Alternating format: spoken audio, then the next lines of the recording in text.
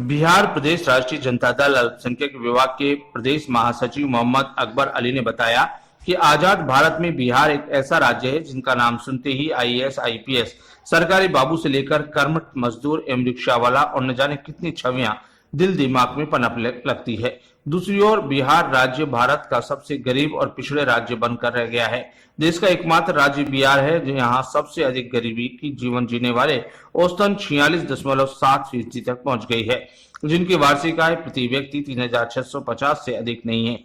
फिर भी बिहार को लोकतंत्र, शिक्षा, राजनीति, धर्म और विज्ञान के क्षेत्रों में भारत ही नहीं बल्कि विश्व में मार्गदर्शक रूपी गौरव प्राप्त है। पिछले 16 वर्षों से शिक्षा की हालत काफी भयावह हो चुकी बिहार में सरकारी स्कूलों की हालत के लिए भी सरकार पूर्ण रूप से दोषी है। कोरोना महामारी के संकट काल के दौरान आज तक रोजगार सृजन की कोई व्यवस्था नहीं की गई। बेरोजगारी और भुखमरी का अंबार लगा है। बिहार एक ऐसा राज्य है जिसका नाम सुनते ही आईएएस, आईपीएस, सरकारी बाबू, मेहनती रिक्शे वाले, न जाने कितनी छवियां हमारे जहन में बनने लगती है। भारत की सबसे कठिन परीक्षाएं यूपीएससी को क्लियर करने वालों में बिहार के स्टूडेंट सबसे आगे रहते हैं। यह सुनकर मन को जो खुशी मिलती है, यह एक बिहार राज्य के रहने वाले को एक गौरवान्वित भी महसूस होती है।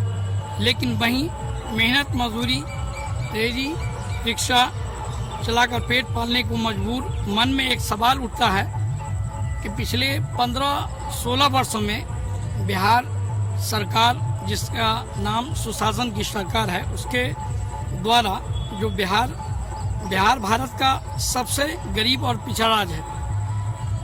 यह देश का एकमात्र ऐसा राज्य है जहां सर्वभौम गरीबी का स्तर 46.70% है।